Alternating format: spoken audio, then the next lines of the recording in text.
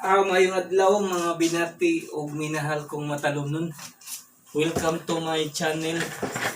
Welcome to Eko TV News, ang channel sa kalambuan sa lungsod sa Matalom. Okay, Iko Pipi, ubos inyong alagad, andam mutabang sa lungsod, ug serbisyo sa katawhan sa lungsod sa Matalom.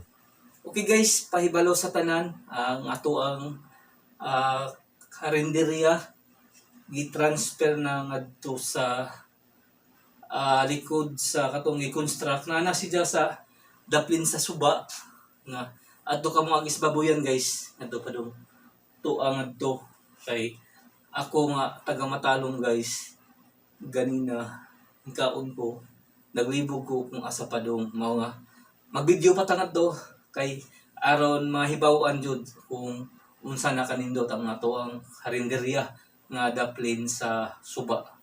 Okay. Sa tanang mga negosyante nga ganahan magnegosyo diri sa lungsod sa Matalom, welcome mong tanan nga mo invest o business diri sa moang lungsod.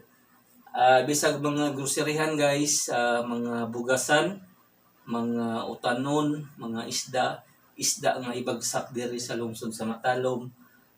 Welcome mong tanan sa mga prutas, mga lagutmon, anang mga inikain kuan kinahanglan sa katawhan na bisag mga pawn shop, mga basta kinahanglan si unsa nga business basta tinarong niya unsa day makuha sa mga negosyante kung mo invest diri sa lungsod sa Matalom. Ang ato ang turismo mao nay pinaka maoy dakog income diri sa ato ang lungsod niya mas advantage ni kay ang murag nagdevelop atong ipadayon ang pagdevelop kaay nanay na puno nga natong tourist destination ang Magungong tuan ni siya nabilong sa Tigbaw niya nasakop sa lungsod sa Matalom.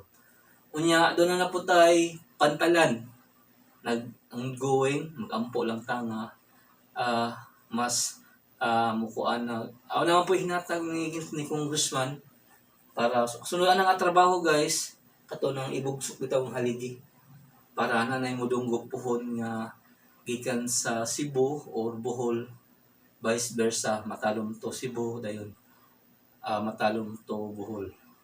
Magtinabangay kita kanunay kay sa ahong panglantaw nagpadayon ang paglambo niya nanatay biwok kay nagpadayon pa jud ni kay face to face man lagi ning pagtrabaho naputay padungan to nas gym nanay gym mapit na mahuman nya punpuhon o buligan pata nanatay Pantalan